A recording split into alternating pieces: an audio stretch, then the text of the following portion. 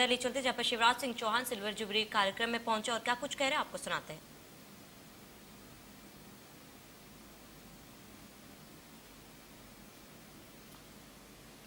उस दिशा में हम प्रयत्नशील है और मुझे विश्वास है कि जिस ढंग से अभी कोरोना के माहौल में भी निवेश के लिए लोग आ रहे हैं, बहुत जल्दी औद्योगिकरण के क्षेत्र में भी मध्य प्रदेश तेजी से आगे बढ़ेगा।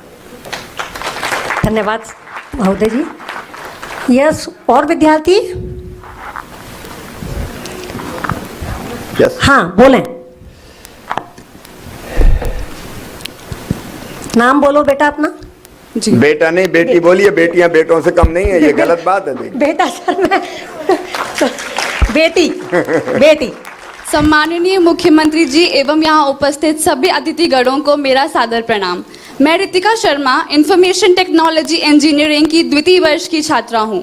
मुख्यमंत्री जी, मध्य प्रदेश में बहुत से बेहतरीन कॉलेजेस हैं जहाँ अच्छी शिक्षा प्रदान की जाती है, परंतु कौशल के मामले में हम कहीं ना कहीं पीछे रह जाते हैं। मैं यहाँ जानना चाहूँगी कि इस संदर्भ में प्रदेश सरकार किस प्रकार युवाओं के साथ है। रितिका बेटी, सही सवाल आपने पूछा। देखिए, शिक्षा के 3 उद्देश्य होते हैं।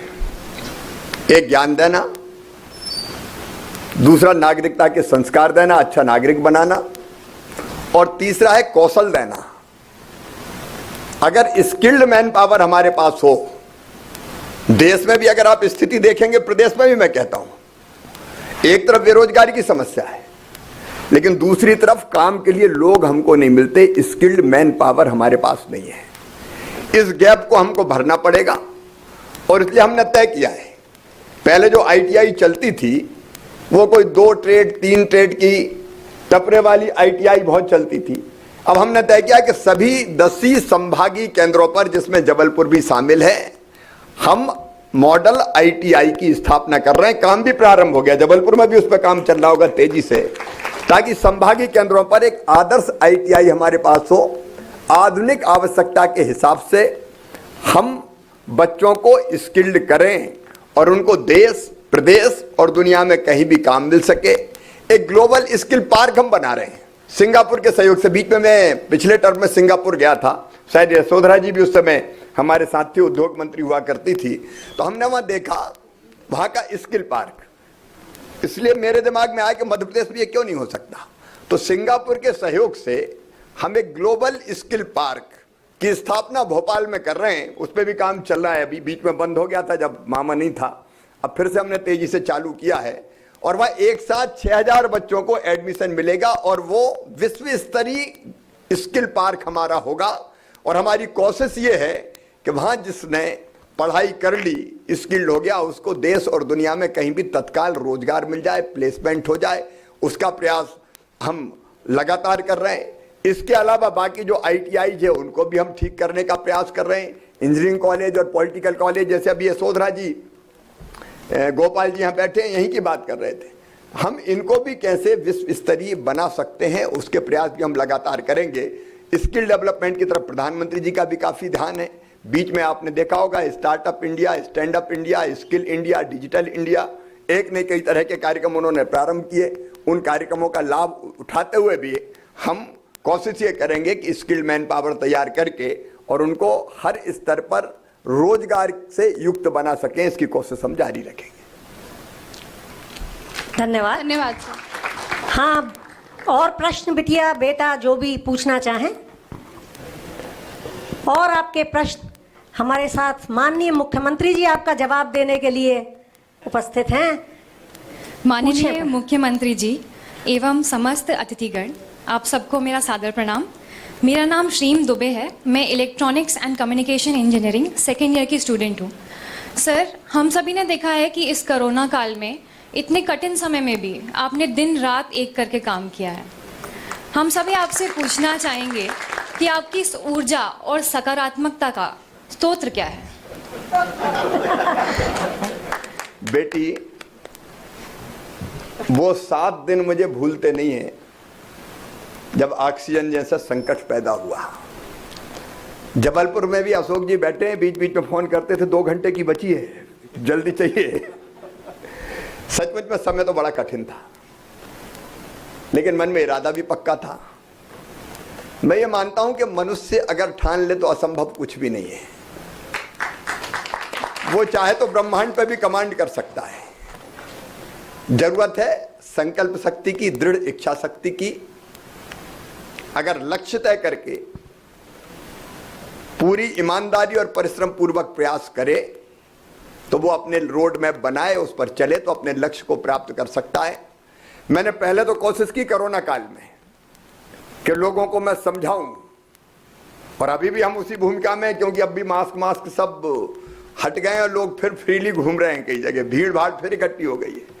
तो आपने देखा होगा मैंने पहले कोशिश की, भोपाल में एक दिन 23 किलोमीटर में गाड़ी में माइक पे अनाउंस करते घूमा, सावधान हो जाइए, संकट महाविकट है, मास्क लगाइए, दूरी बनाइए। लेकिन लोगों को लगता था पहली वेव से निपट लिए, दूसरी में क्या होगा, अगर बीमार होंगे तो ठीक होके आ जाएंगे। तो लोग उतना मानते नहीं थे। चेहरे पे मास्क लगाते हुए मैं घूमा, कई जगह दुकानों के आगे गोले बनाए।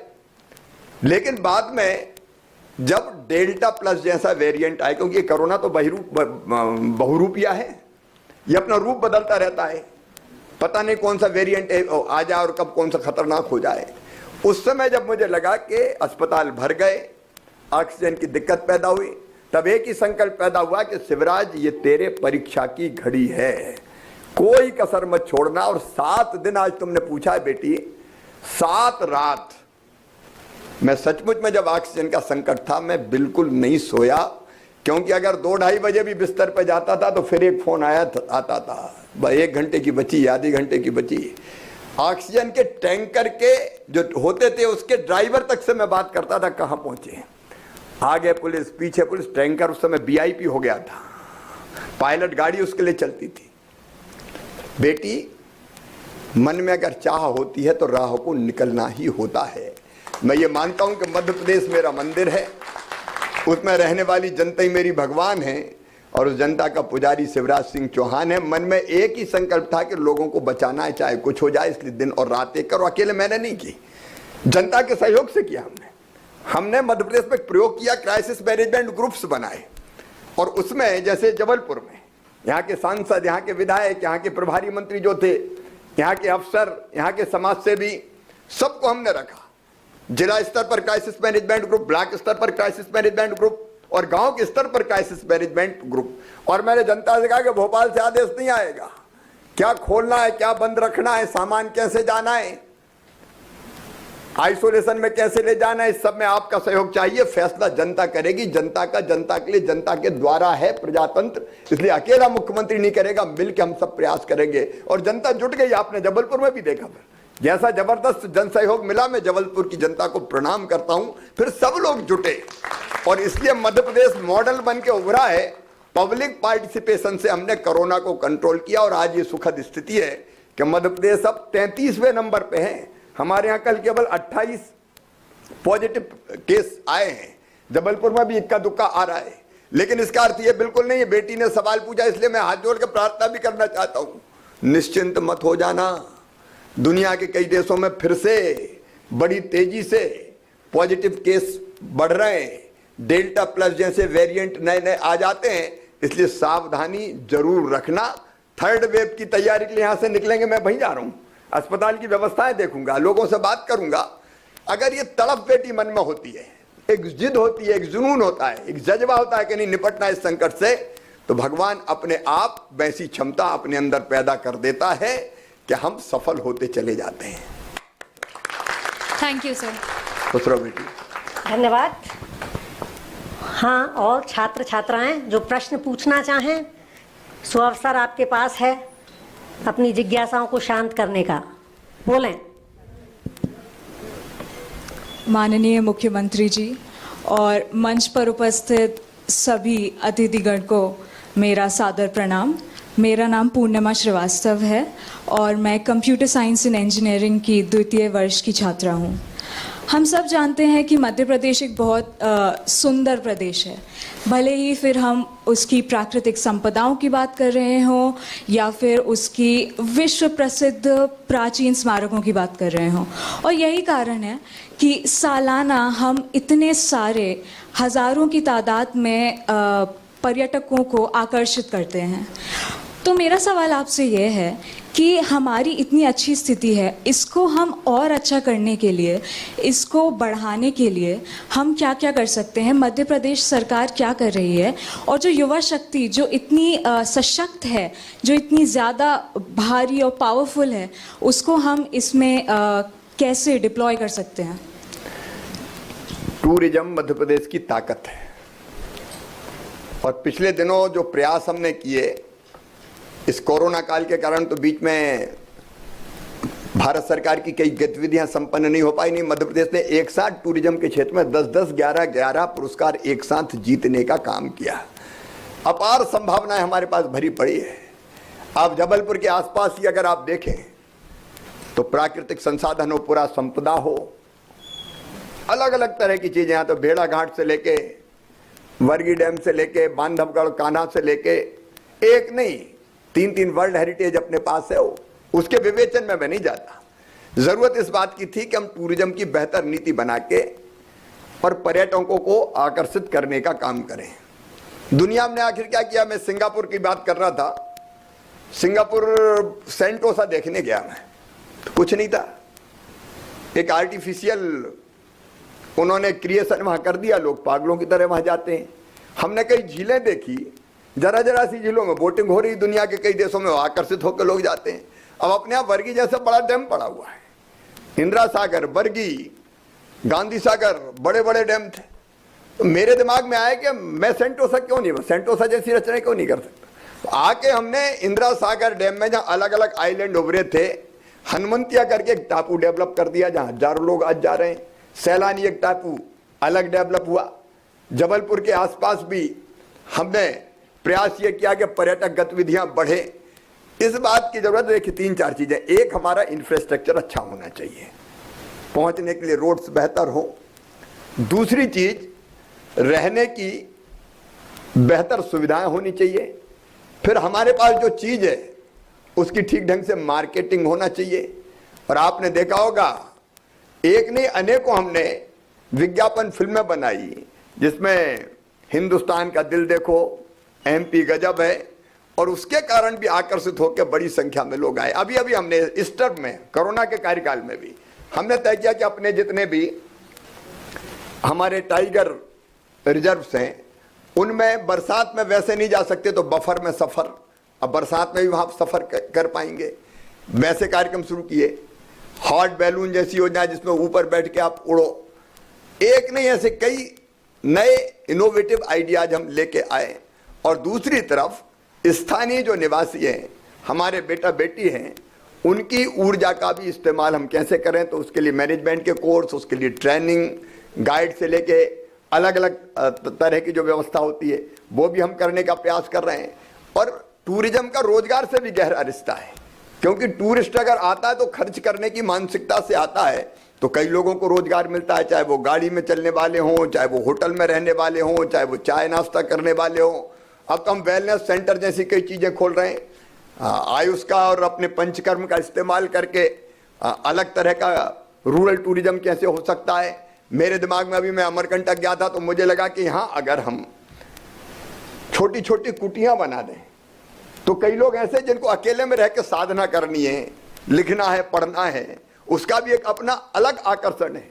तो लोग गांव देखना चाहते हैं, इवन खेतों में आके फसलें कैसे लगती हैं वो देखना चाहते हैं, ट्राइबल विलेज रहन सहन वो देखना चाहते हैं। तो ये जितनी संभावनाएं, जब हमने तय किया अमरकंटक में ऐसी कुटियां बनाएंगे, आएंगे लोग, किराया देंगे, रहेंगे, अकेले में रहना, ध्यान करेंगे, भजन पूजन करेंगे, लिखेंगे, पढ़ेंगे। तो विविध पक्ष जो टूरिज्म को होते हैं, टूरिज्म का मतलब एक तो घूमना है, मस्ती वो भी होती है, लेकिन अलग अलग तरह के टूरिज्म के जितने वो, उन सारे पक्षों को ध्यान में रखते हुए हम टूरिज्म के सेक्टर में बेटी काम करने का प्रयास कर रहे हैं। और मुझे पूरा विश्वास है कि मध्य प्रदेश की अपनी जो क्षमता है उसका बेहतर प्रकटीकरण करके और प्रयास करके टूरिज्म के मामले में मध्य प्रदेश को देश का अग्रणी राज्य हम बना लेंगे। धन्यवाद सर। अब आखिरी क्वेश्चन, क्योंकि इसके बाद हमारा हाँ समय सीमित है। माननीय मुख्यमंत्री जी एवं यहाँ उपस्थित सभी अतिथियों को मेरा सादर प्रणाम। मैं रजनीश कुशवाहा हूँ, इंफॉर्मेशन टेक्नोलॉजी के द्वितीय वर्ष का छात्र हूँ।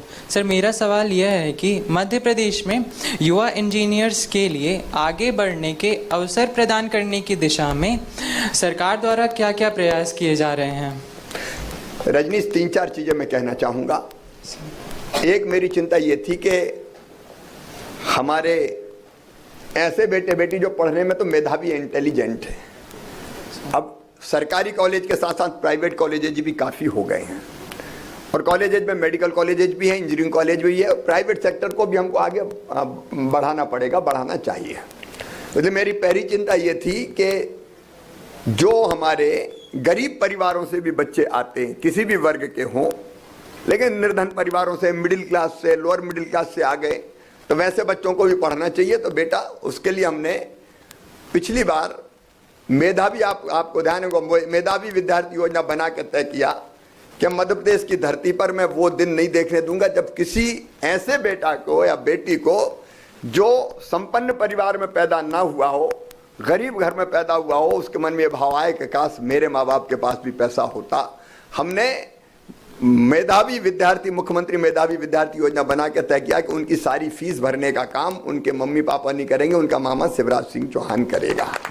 तो वो प्राइवेट कॉलेजेज में भी, मेडिकल कॉलेजेज में भी वो फीस बीच में दूसरी सरकार ने थोड़ा सा उसको स्लो कर दिया था, लेकिन हम फिर से उसको चालू कर रहे हैं। तो एक तो पहली चीज पढ़ाई की व्यवस्था। अब दूसरा, इंजीनियर का भविष्य क्या हो। गोपाल जी ने भी और शायद मैडम ने भी ये कहा कि आपके इंजीनियरिंग कॉलेजेज बहुत हो गए हैं, उनका भविष्य क्या हो। देखो मेरे बेटा बेटी, एक तो हम जितनी तेजी से इंफ्रास्ट्रक्चर वगैरह का विकास करेंगे, इंजीनियर्स की जरूरत उतनी बढ़ती रहेगी, तो उसमें मैं कसर नहीं छोड़ूंगा। कोरोना काल में मेरी चिंता ये, सरकार के पास पैसे नहीं है, बात सही है, क्योंकि टैक्स आए ही नहीं। तो अभी हमने तय किया कि इंफ्रास्ट्रक्चर में जो खर्च करने वाले थे हम, उस खर्च को हम लगातार कहीं से भी पैसा लाएंगे लेकिन जारी रखेंगे। तो एक तो इंफ्रास्ट्रक्चर जैसी चीजें बनती है, उसमें इंजीनियर्स लगते हैं। दूसरी, मैं एक योजना बनाई थी पिछले कार्यकाल में, मैंने उसको फिर से पुनर्जीवित कर रहा हूं। हमने मुख्यमंत्री युवा कॉन्ट्रैक्टर योजना बनाई थी, जिसमें तय किया था कि इंजीनियर बेटा बेटी पास होने के बाद, पास आउट होने के बाद अगर वो कॉन्ट्रैक्टर बनना चाहता है तो हमने ये तय किया था कि उसको हम ट्रेनिंग भी देंगे और अनेकों सुविधाएं देंगे, ताकि उसको पैसे की जरूरत भी, और उसको पैसे की व्यवस्था भी करेंगे ताकि वो सफल कॉन्ट्रैक्टर बन सके।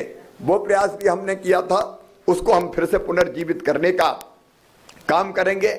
और तीसरी चीज जो मैंने अपने एक सवाल के जवाब में कही कि इनोवेटिव आइडिया अगर बेटा आपके पास है, जैसे इंक्यूबेशन सेंटर आज हम शुरू कर रहे हैं, MOU होगा, जल्दी प्रारंभ होगा। ये इस तरह के इंक्यूबेशन सेंटर, इसके साथ साथ स्टार्टअप जैसी चीजें, अगर आपके पास इनोवेटिव आइडिया है और आप कोई चीज शुरू करना चाहते हो लेकिन पैसा नहीं है आपके पास, तो मैं आज फिर ये तय कर रहा हूं, पिछले टर्म में मैंने कोशिश की थी कि हम वेंचर कैपिटल फंड एक बनाएंगे, जिसमें हम ऐसे बच्चों की आर्थिक मदद सरकार कर सके, सहयोग कर सके, और जब वो सफल उद्यमी बन जाए तो वो पैसा फिर हम वापस उससे ले लेंगे। तो ऐसे अनेकों प्रयास इंजीनियर्स के लिए भी हम करने की कोशिश करेंगे। और एक आपको भी आमंत्रण है, अगर आपके पास कोई सुझाव आपके दिमाग में आता है कि होना चाहिए, तो आप जरूर मुझे भेजिए। कोई क्लिक अगर सुझाव करेगा और क्रियान्वित किया जा सकेगा तो मैं उसको भी क्रियान्वित करने का पूरा प्रयास करूंगा। Thank you sir. धन्यवाद। युवा संवाद को हम यहीं विराम देते हैं। अब हम चाहेंगे माननीय मुख्यमंत्री जी से इस संस्था के लिए आशीर्वचन का। मैं आमंत्रित करती हूं मुख्यमंत्री जी को कि इस महोत्सव पर आज हमारे बीच उपस्थित, सबसे पहले मैं नाम लूंगा श्री संतोष कुमार गुप्ता जी का। पहले बैच के छात्र हैं और बोलने के पहले एक गुलाब का फूल देके मैं उनका स्वागत करना चाहूंगा।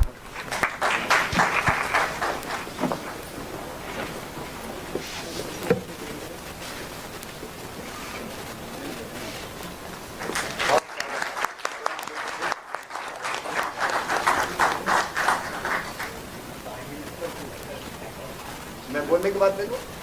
मैं अभी बोलने के बाद दे दूं? ये गति नहीं पूछी।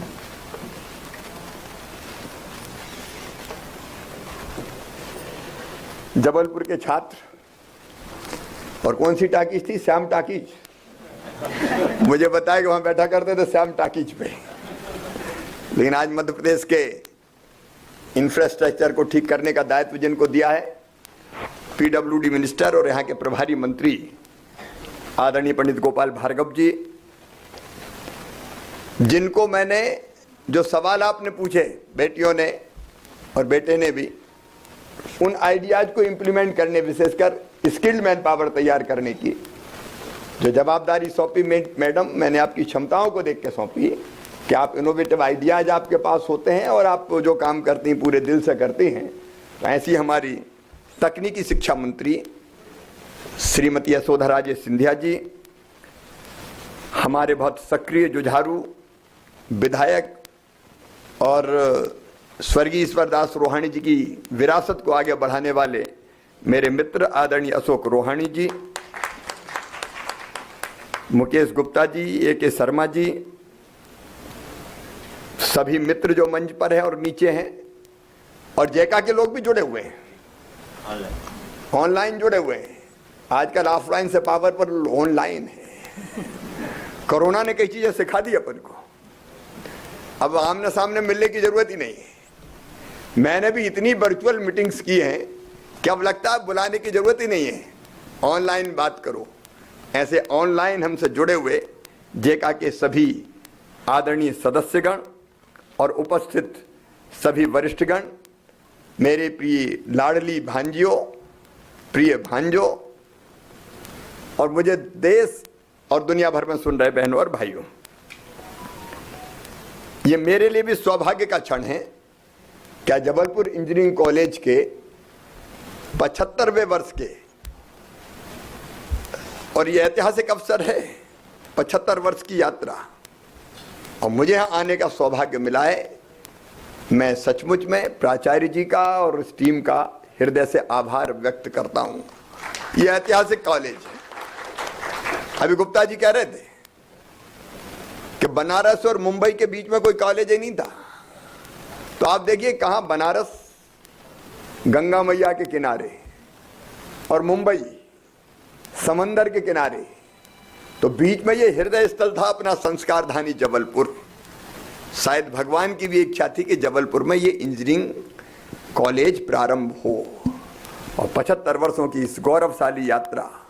अब मुझे बता रहे थे सुदर्शन जी भी यहीं पढ़े, मुझे बताया सुदर्शन जी ने यहाँ पढ़ाई की, और उसके बाद पूरे देश में राष्ट्रीय स्वयंसेवक संघ के हमारे सरसंघ चालक बने। शरद जी की बात आई, शरद यादव जी ने देश में नाम कमाया। अजय चौधरी जी HCL के संस्थापक, जो देश की प्रमुख IT कंपनी है। Doctor Sudhir Kumar Mishra ji, S.K. चौरसिया जी, शरद सक्सेना जी, रोमेश सोक्ती जी, एक ने अनेकों नेशनल और इंटरनेशनल पर्सनालिटीज अगर दी है तो इस इंजीनियरिंग कॉलेज ने दी है, और इसलिए यहाँ इस अवसर पर आना अपने आप में गौरव का विषय है।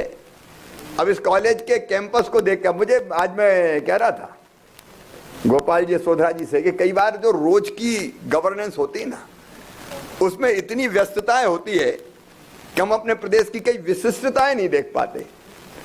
अब मुझे इतने साल मुख्यमंत्री बने हो गए, लेकिन मैं इस कैंपस में नहीं आया, कभी नहीं आ पाया, और मुझे लगता है मुझे देर कर दी, और पहले आना चाहिए था, लेकिन देर आयत दुरुस्त आयत।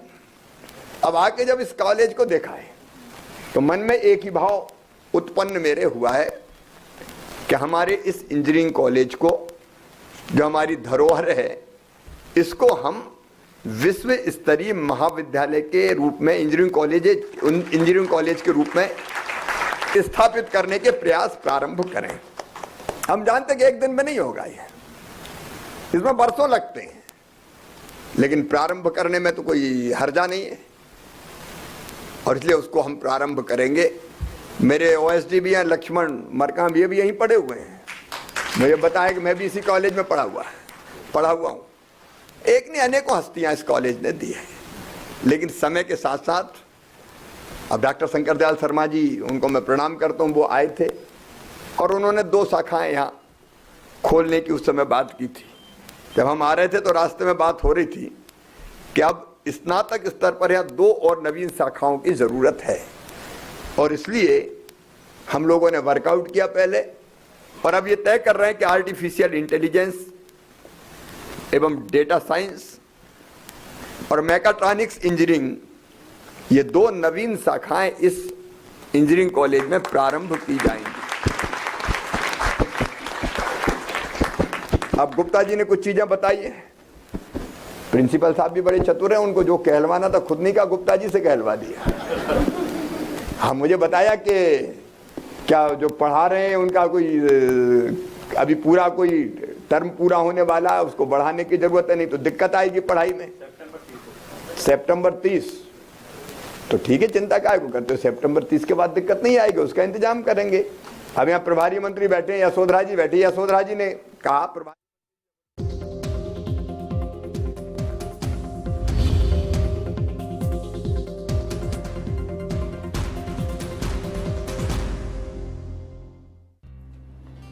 घर से बाहर जाना मतलब बीमारी का खतरा, और बीमारी कभी भी किसी को भी हो सकती है, इसीलिए तैयारी जरूरी है।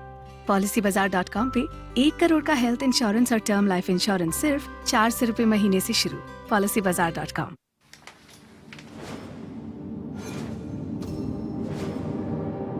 जो बोले अपने बाप से थोड़ी समझ उधार ले, बजरंग कहीं और हाथ पैर मार ले, उसको पलट दे। जो बोले बंदूक की गोली ना, मन्नू बेटा तू नाजुक